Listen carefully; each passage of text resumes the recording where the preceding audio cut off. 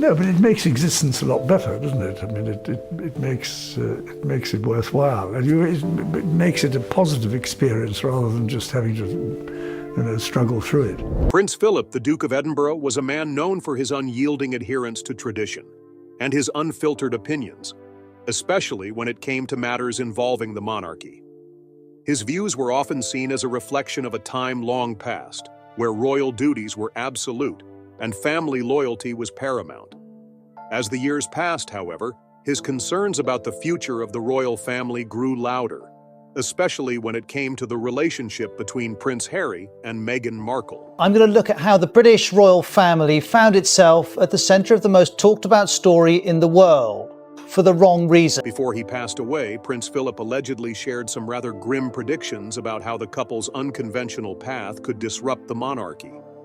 He worried that their actions and choices might set off a chain of events that could cause major tension and even fracture the royal family in ways they couldn't repair. As things unfolded, it became clear that his worries were not without merit. His fears seemed to play out in real time, making their mark on the royal family in ways no one could have anticipated. It wasn't just idle speculation. Philip's words echoed through the palace halls as Harry and Meghan's relationship continued to create ripples of discontent and tension that would soon become a pivotal chapter in royal history. But before delving into Philip's warning and its eventual validation, it's important to understand the story of how Harry and Meghan's relationship began, which was anything but typical for a royal romance. Their journey together started back in the summer of 2016, an unexpected tale that would forever change the course of the royal family's future. Meghan was an American actress, well known for her role in the TV series Suits, and she lived a life completely removed from the world of British royal duties. She was used to being in front of the camera, but on her own terms, outside the royal spotlight. On the other hand, Prince Harry had grown up under the watchful eyes of the media, constantly living in the shadow of his royal responsibilities. Their worlds couldn't have been more different, but as fate would have it, they were brought together through a mutual friend, Violet von Westenholz, who believed they might just be a good match. Their connection, though seemingly surprising at the time, started in an unexpectedly modern way, via Instagram. Harry later admitted that it was through a short video that he first took notice of Meghan. From there, the two began messaging, and it wasn't long before they arranged their first date at 76 Dean Street in London. Although Harry showed up a bit late, an infamous moment they've both laughed about since, the chemistry between them was undeniable. From the very beginning, their bond wasn't just based on attraction. It was clear they had a connection that went deeper. Meghan described Harry as having a lovely, cheeky charm, and Harry reciprocated the sentiment, describing her as someone who made him feel at ease. They were from entirely different backgrounds, but in each other's presence, they felt relaxed and free from the usual pressures of their respective worlds. However, not everyone was as thrilled about the relationship, especially within the royal family. Prince Philip, who was never known for holding back his opinions, was one of the first to voice concerns. He had a reputation for being blunt, and he wasn't convinced that Meghan, with her background as an actress and the media frenzy that followed her everywhere, would be able to adapt to the royal life. Philip, being a staunch defender of royal traditions, feared that Meghan's arrival into the royal family would bring too much attention, chaos, and, ultimately, a departure from the decorum the family had always maintained. His worries weren't limited to the idea of Meghan as a person, but rather the disruption she might cause to the stability of the royal family as a whole. He believed that her public persona and her former career could clash with the royal family's need to maintain a certain level of formality and reserve. But as we would later see, his concerns were only the beginning of a much larger conflict that would brew within the royal ranks. The early days of Harry and Meghan's relationship didn't exactly fit the classic royal narrative. In fact, in July 2016, Harry made a bold and somewhat unexpected gesture. He invited Meghan to join him on a trip to Botswana. While the media quickly latched onto the idea of a whirlwind romance, for Harry, this trip represented something far more meaningful. It wasn't just about being on a romantic getaway. It was an opportunity to escape the constant media scrutiny and to truly connect with Meghan in a more intimate, private setting. They camped under the African stars, spending quality time together away from the prying eyes of the public. This trip marked a turning point for both of them, offering a brief taste of the freedom they both craved. Freedom from royal duties, from public expectations, and from the ever-present media gaze. It was on this trip that they truly got to know each other without the pressure of their respective worlds bearing down on them. The relationship began to deepen, and they both realized that this was something real, something worth pursuing. But while Harry and Meghan's romance was growing, the concerns about their future were already taking root. Prince Philip's skepticism about Meghan was just the beginning of a much larger, more complex story that would unfold in the coming years. His doubts about their ability to reconcile their relationship with the royal family's expectations would only grow stronger, and as Harry and Meghan continued to navigate their new life together, the tension between their independence and the traditional royal role would only intensify. Philip's warnings would become a cautionary tale, reminding us all of the delicate balance between royal duty and personal freedom, and how easily that balance can be disrupted. By November 2016, their relationship was out in the open, and all eyes turned to Meghan, especially from the British tabloids. The media immediately latched onto her every move, and things quickly took a nasty turn. Meghan faced a ridiculous amount of abuse, largely due to her being biracial and American. Just a couple of months in, Harry made a rare and heartfelt public statement, slamming the racist and sexist comments aimed at her. It showed just how protective he was, and hinted at the uphill battle they'd be facing as a couple. In 2017, Meghan began showing up in public alongside Harry. She attended a charity polo match he played in and later joined him at Pippa Middleton's wedding reception. That last one wasn't exactly royal protocol, but Harry made a serious effort, driving 100 miles just to pick her up after the ceremony because he wanted her there. Their relationship kept growing, and in the summer of 2017, during Meghan's 36th birthday, Harry returned to Botswana with her. That place clearly meant a lot to them both. Rumors about an engagement started flying, and by November 2017, the rumors about their relationship took a big step forward when Meghan officially moved to London, signaling that things were getting more serious between them. The moment Harry proposed to Meghan was nothing short of romantic. He did it in a quiet but incredibly special way, on a blanket outside Kensington Palace, surrounded by the glow of 15 electric candles. He got down on one knee and presented her with a ring featuring diamonds that once belonged to Princess Diana, an emotional nod to his late mother. Meghan said yes, and their engagement marked the beginning of a major new chapter in their lives. The announcement in November 2017 caused a lot of excitement, but their road to the wedding was far from smooth. As Meghan prepared for her future as a member of the royal family, the media attention was non-stop, with the public scrutinizing her every move. But with her elegance and Harry's firm support, they managed to navigate those challenges. Then, on May 19, 2018, they tied the knot at St. George's Chapel in Windsor Castle. The ceremony, which captivated millions around the world, saw Meghan walk down the aisle in a stunning Givenchy gown and Queen Mary's diamond bandeau tiara. It was a perfect blend of modern and traditional, as Meghan became the newest member of the royal family. Still, not everyone was on board with the match, and it was clear that some royals had reservations, especially Queen Elizabeth. While the Queen did give her official blessing in March 2018, her initial reaction was a lot more reserved than people expected. As the head of the monarchy, the Queen had the power to approve or disapprove royal marriages. And though she publicly supported Harry's decision, she privately had doubts. Meghan was older than Harry, had been divorced, and had a career as an actress, none of which were typical traits for a royal bride. Naturally, comparisons between Meghan and Kate Middleton popped up. Kate's smooth transition into royal life and her background were more in line with traditional royal expectations, making her an ideal match for the future king. In contrast, the Queen had concerns about Meghan's past career and her previous marriage, which seemed complicated in the royal context.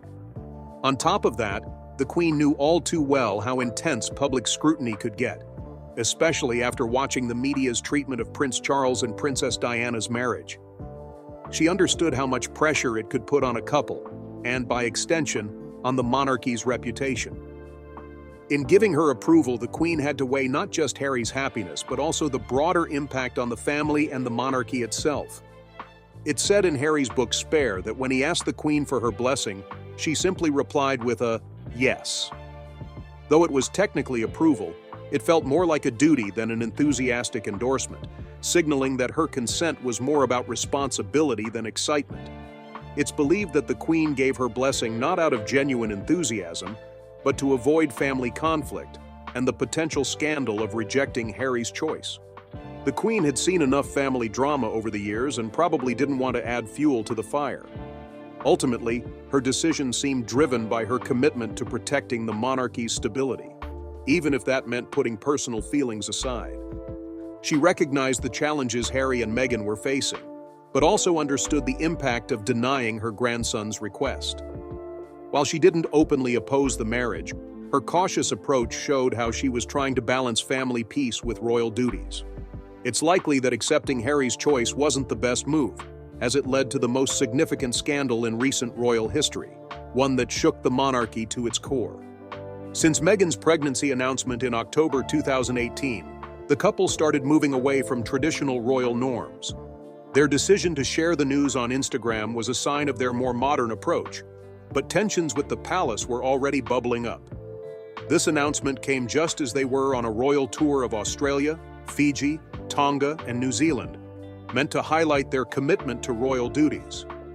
However, as Meghan's popularity grew, so did the intense media scrutiny, with some outlets taking a more invasive and critical approach. In early 2020, they surprised everyone by revealing they would step down from their roles as senior members of the royal family. Their announcement on Instagram sparked mixed reactions. Some people supported their desire to take a more modern path, while others, particularly insiders at the palace, were caught off guard. The decision had a huge impact on Prince Philip, who felt betrayed. He warned that their decision would only make existing tensions within the monarchy worse.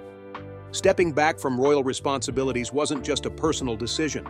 It had serious repercussions for the entire royal family. Their move to California in March 2020 was historic, marking the first time in recent memory that senior royals had willingly stepped away from their roles. They framed their move as a way to find balance between being parents, supporting charities, and escaping the overwhelming media attention in the UK. But this was just the beginning of what would become an ongoing series of disputes. A pivotal moment came in March 2021, when Harry and Meghan sat down for an interview with Oprah Winfrey. In this candid conversation, they shared their personal struggles and made accusations that deeply unsettled the royal family. Meghan opened up about experiencing racism within the palace, even revealing that a family member had asked about the skin color of their unborn child. This revelation sparked outrage and divided public opinion. Some people rallied behind Meghan, while others criticized her for airing private family matters so publicly. Harry also voiced his disappointment with his family, particularly towards his father, King Charles, and his brother, Prince William. He expressed feeling trapped by the royal institution, which took many by surprise given his privileged position. For the first time, the public got a peek into the tensions within the family. This, combined with their decision to step back from royal duties, made their already strained relationship with the monarchy even worse. Prince Philip, a strong supporter of the royal institution, reportedly saw the interview as one of the greatest betrayals of his life. Close sources shared that before he passed, Philip expressed his concerns to the Queen and other family members, fearing that Harry and Meghan's public revelations could irreparably damage the public's trust in the monarchy. As Philip had feared, public opinion began to shift. In the months that followed, Meghan and Harry signed lucrative deals with Netflix and Spotify, which stirred up even more controversy. They claimed that these partnerships would allow them to create content that educates and inspires, but critics accused them of cashing in on their royal status. The Netflix deal, in particular, was closely scrutinized, especially since the platform was behind The Crown, a show that often criticized the royal family. This move seemed to further underscore their desire to break away from the royal traditions they had once vowed to uphold. The debates only grew when Meghan penned an article in November 2020, sharing her heartbreaking experience with a miscarriage that had occurred earlier that summer. While her honesty about this deeply personal tragedy won her sympathy, it also highlighted how the couple was taking a very different approach to managing their narrative, one that no other royals had done before. In 2022, Harry and Meghan made their return to the UK for Queen Elizabeth's Platinum Jubilee, marking their first visit in years. While the event was meant to celebrate the Queen's reign, it also gave the public a chance to see how the couple was still connected to the royal family.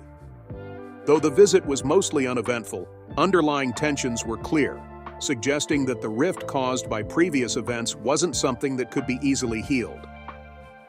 In December 2023, Harry and Meghan released a Netflix docuseries that detailed their relationship and the struggles they faced within the monarchy. While some praised the series for its honesty, others saw it as yet another case of airing personal issues in public. In the documentary, Harry admitted that he might never receive an apology from his family, a painful acknowledgement that the divide could last a long time. The release of Harry's memoir Spare in early 2023 only deepened the already strained relationship with his family. In the book, Harry shared even more personal details about his life with Meghan, including how she was coldly received by his family, especially by Kate, who reportedly saw Meghan as a rival. This further reinforced the belief that Harry and Meghan were willing to publicly air their grievances, putting their relationship with the monarchy in jeopardy. This, of course, caused even more tension between Meghan, William, and Kate, as Meghan was often seen as the cause of the widening rift within the royal family. From the start, there's been noticeable tension between Meghan, William, and Kate. Initially, they appeared supportive of Harry's new relationship, particularly since they were fans of Suits, the show Meghan starred in. They were open to the idea of Harry being with someone from outside the royal circles, but as the relationship developed, hidden issues began to surface, turning what had been friendly interactions into a more strained dynamic. William, in particular, was concerned about how quickly Harry and Meghan's relationship was moving and even warned Harry not to rush into marriage. He felt Meghan's background didn't align with the usual royal expectations, and as her popularity grew, those concerns turned into bigger tensions. The media began portraying Meghan as a fresh, exciting new member of the royal family, which seemed to fuel feelings of jealousy, especially since Meghan often found herself in the spotlight more than Kate. The conflict between Meghan and Kate reportedly grew after a series of awkward moments, such as when Meghan asked to borrow Kate's lip gloss.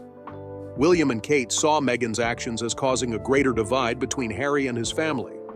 Their decision to step back from royal duties in 2020 was seen as a huge disappointment, especially by William, who felt that it was more than just giving up royal responsibilities. It was deeply emotional. He and Harry had always shared a strong bond, particularly after the tragic loss of their mother, Princess Diana.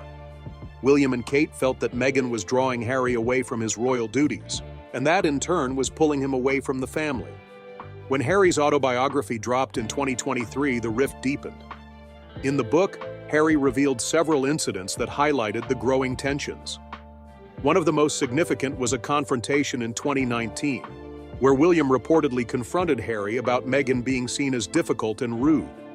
The argument escalated, with Harry claiming that William even resorted to physical violence. William was deeply hurt by the public disclosure of this private family conflict, which only pushed him further away from Harry. Meanwhile, Kate and Meghan's relationship faced its own challenges. Even though Kate and Harry had always gotten along, Meghan's presence complicated their dynamic, making things even more tense between the two women. The two women, Meghan and Kate, seemed unable to form a genuine bond, likely due to cultural differences. Meghan's direct communication style often clashed with Kate's more reserved approach, and a disagreement over Meghan's remark about baby brain left Kate upset. This sparked a series of small yet significant events that deepened the divide between the two couples.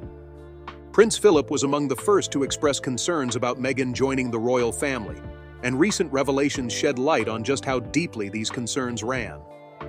In Ingrid Seward's upcoming biography, it's claimed that Philip even gave Meghan the nickname the Duchess of Windsor, a reference to Wallis Simpson, the American socialite who caused Edward VIII to abdicate the throne in order to marry her.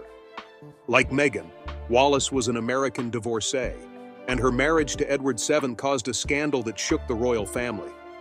Philip, having witnessed the aftermath of that dramatic event, probably found the similarities between the two women unsettling. Both were American, divorced, and entered the royal family in controversial ways. Edward's decision to give up the throne in 1936 for Wallis had a major impact on British royal history, and Philip likely saw Meghan's arrival as bringing similar challenges to the family. Her status as a divorced woman, her career as an actress, and her outspoken personality sharply contrasted with the traditional expectations of the royal family. For Philip, who strongly supported the values and traditions of the monarchy, Meghan's presence probably felt like a disruption to the family's peace. These concerns were not without merit, as both women faced intense media scrutiny. Just like Wallis, who became a prominent figure in tabloid culture, Meghan experienced an equal level of public invasion. Every move Meghan made was watched and analyzed, often with British newspapers presenting her as a controversial figure, much as they had done with Wallis. For Philip, who dedicated his life to supporting Queen Elizabeth and safeguarding the monarchy's stability, these similarities likely suggested a troubling pattern.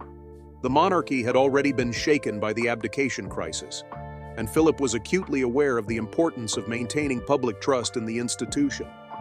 He probably saw Meghan's growing connection with Harry as a potential threat to that trust, especially as their independent actions started to detract from his royal duties. After stepping down from their senior royal roles, Meghan and Harry continued to make decisions that went against long-standing royal traditions, signaling their desire to carve out their own path. These actions were a clear challenge to royal norms, and their determination to live on their own terms often seemed at odds with the centuries-old customs of the monarchy. Their public and private lives began to revolve around their autonomy, which created ongoing tensions with the royal family's expectations.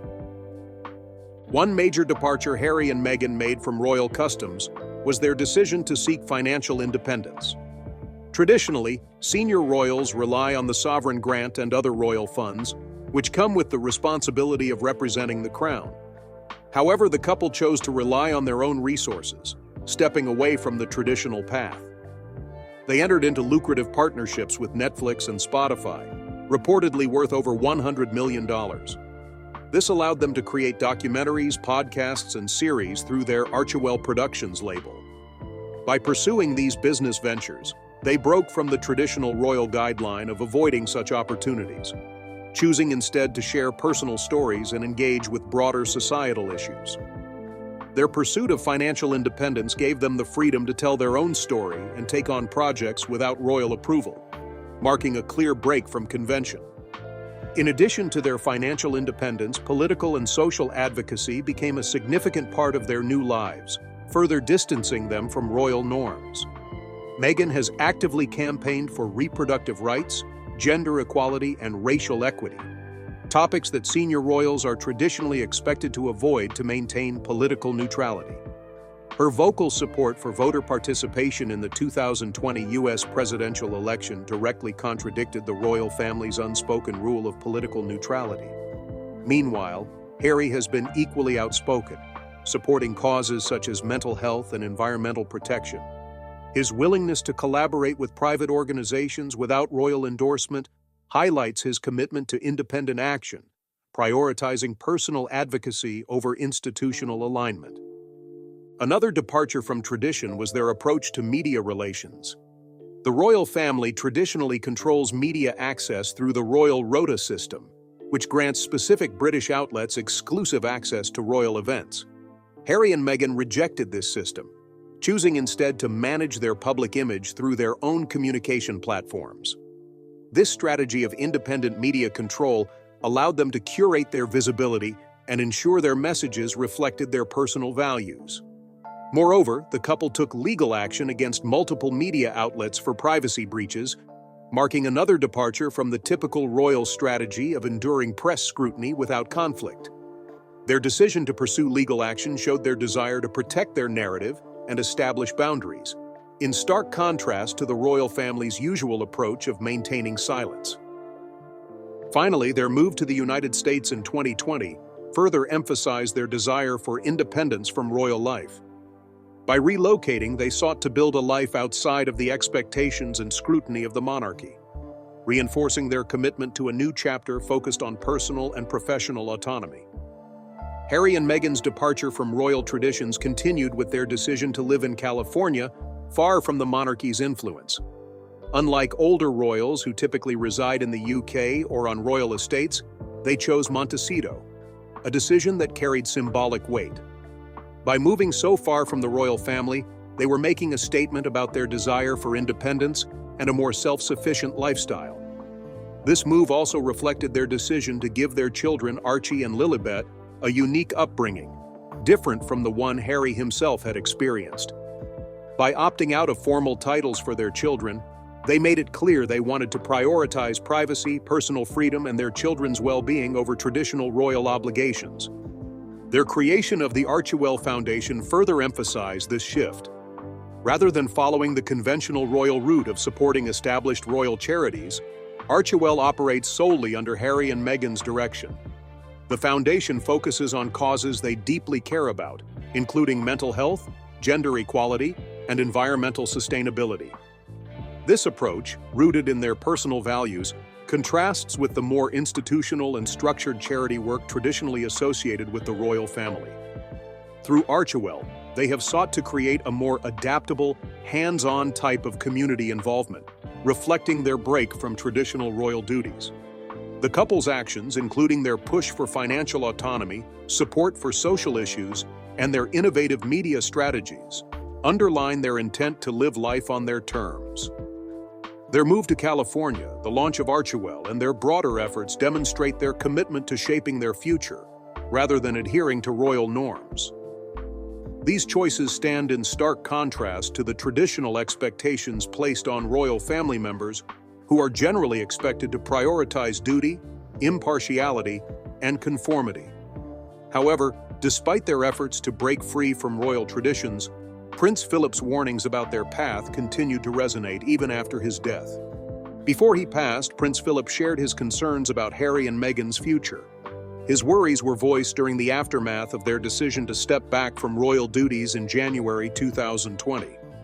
At 98, Philip chose not to attend the Sandringham Summit, a meeting between Queen Elizabeth, Prince Charles, and Prince William to discuss the Sussexes' future.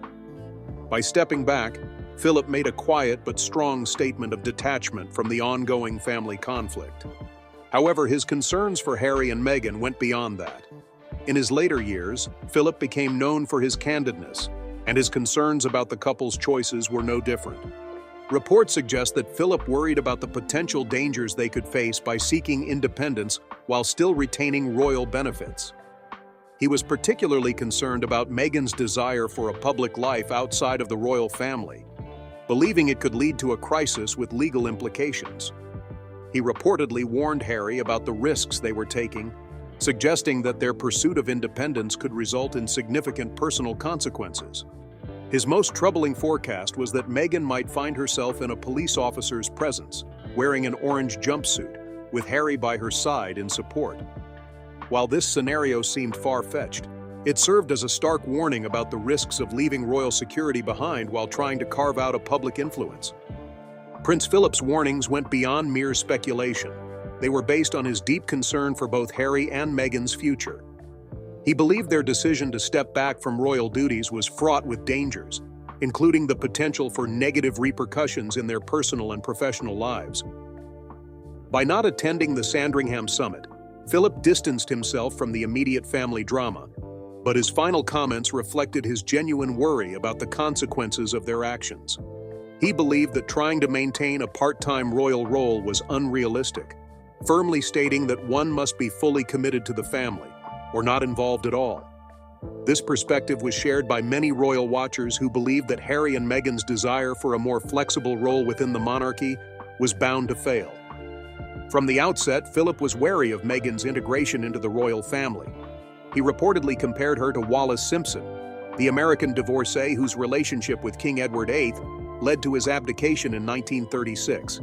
This comparison wasn't merely about their backgrounds, but also about the potential disruption they could bring to the royal institution. Philip's apprehensions were not unfounded, as he had witnessed firsthand the turmoil that such relationships could cause within the monarchy.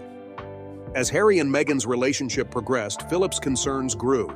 He believed that Meghan's background as an American actress and her modern approach to royal duties might clash with the traditional expectations of the royal family. He was particularly troubled by the couple's decision to step back from their royal roles and move to the United States, viewing it as a departure from their responsibilities and a potential threat to the monarchy's stability. Philip's fears seemed to materialize when Harry and Meghan gave a tell-all interview with Oprah Winfrey in 2021, where they discussed their struggles within the royal family and made allegations of racism. The interview caused a significant rift within the family and drew widespread media attention. Philip reportedly found the interview to be madness and was deeply hurt by the public airing of private family matters. The Duke's concerns were further validated when Harry and Meghan continued to speak out about their experiences, including in Harry's memoir, Spare, where he detailed personal conflicts within the family. These revelations strained relationships, particularly with Prince William and King Charles, and led to a broader public discourse about the role and relevance of the monarchy in modern times. Philip's warnings about the potential consequences of Harry and Meghan's actions highlight his deep understanding of the delicate balance the royal family must maintain. His apprehensions were not just about tradition, but about preserving the unity and public perception of the monarchy.